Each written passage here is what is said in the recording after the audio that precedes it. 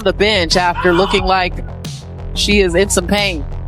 You see that look on her face. That's not just pain. That's frustration. That's the face of a player whose body is betraying her, right at the peak of her powers. On the night of July 15, 2025, the sports world was told two very different stories about Caitlin Clark. The first, a triumphant tale of a superstar shattering 3 WNBA records in a single game. The second, a gut-wrenching tragedy, a non-contact injury in the final minute. Clark in tears, her all-star weekend in doubt.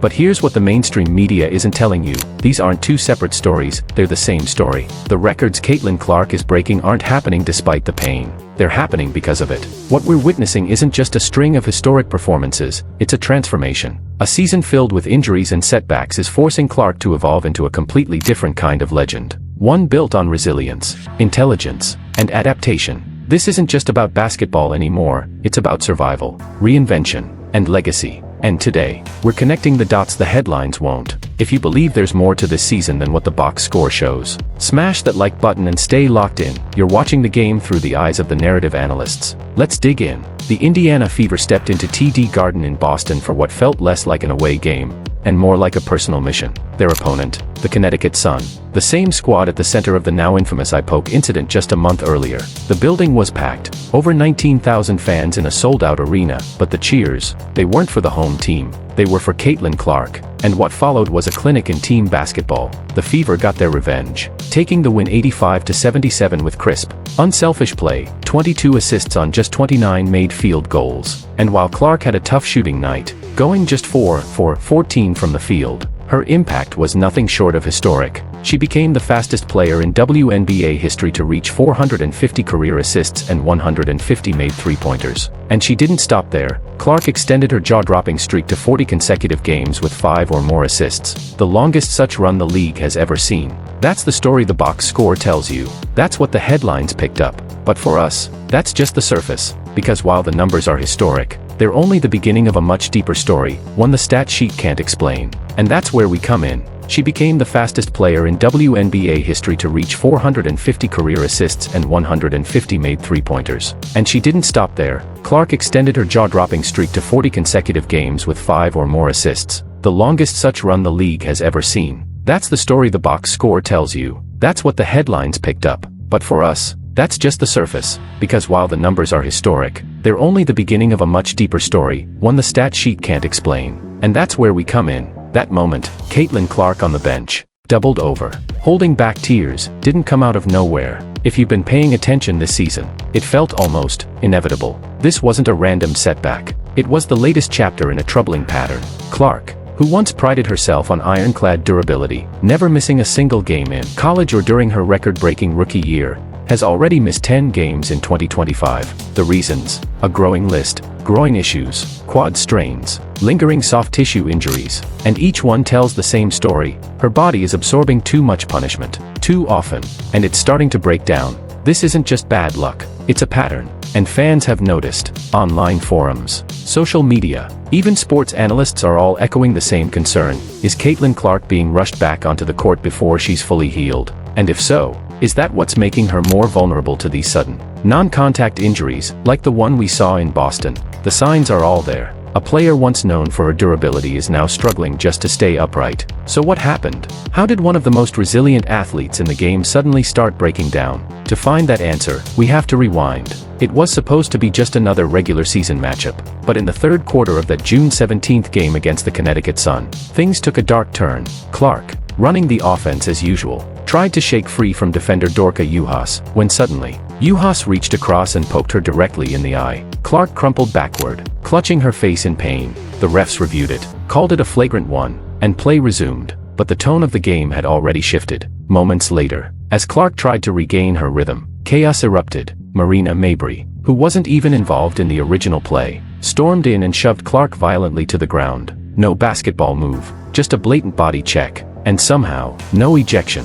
It was open season. The broadcast tried to brush it off. Clark's okay, tempers flaring, but the replay told the real story. Juhas' hand clearly strikes Clark across the face. Then Mabrey steps in and decks her. The refs issue technicals. The benches stir, but there's no accountability. And that's when it became crystal clear. This wasn't just a bad sequence. This was a turning point. Opposing teams saw it live, Fans saw it in real time, and coaches took notes. The message? You could get away with roughing up Caitlin Clark. You could target her, hit her high, hit her hard, frustrate her, knock her off balance, and chances are, you'd get a slap on the wrist at most. There were no consequences. This moment didn't just affect the scoreboard. It set the tone for the rest of the season. From that game forward, a silent code seemed to form across the league. The best way to slow Caitlin Clark down wasn't with defense, it was with violence. After the game, Caitlin Clark's coach, Stephanie White, didn't sugarcoat it. She made it clear something had been building all season, and the officials had lost control.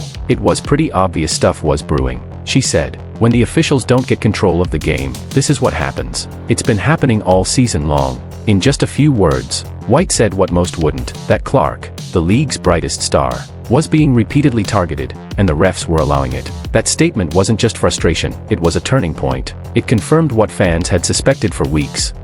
The WNBA's most valuable player was being worn down, not just by competition, but by a system failing to protect her. And that's when the real damage began. And this brings us to the promise in our title, how Caitlin Clark's own coach is exposing the truth, not through headline-grabbing interviews or emotional soundbites. Stephanie White is no rookie. She's a seasoned veteran who understands the politics of the league. She knows the risks of saying too much out loud. She's not flipping tables. She's playing chess. So how does she expose the system? Not with her words, but with her strategy. With every lineup decision, every play call, and every subtle shift in how she's managing her superstar. White is telling us exactly what's going on, if you know how to read it. She's exposing the truth by what she doesn't say, and more importantly, by what she's doing on the court. After Clark's injury on July 15th, Coach White gave reporters a clipped, emotionless update. No update, just felt a little something in her groin.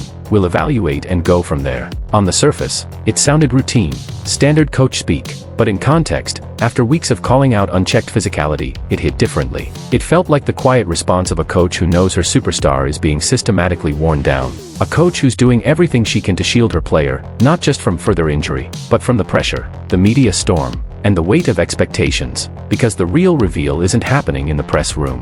It's happening in the game plan.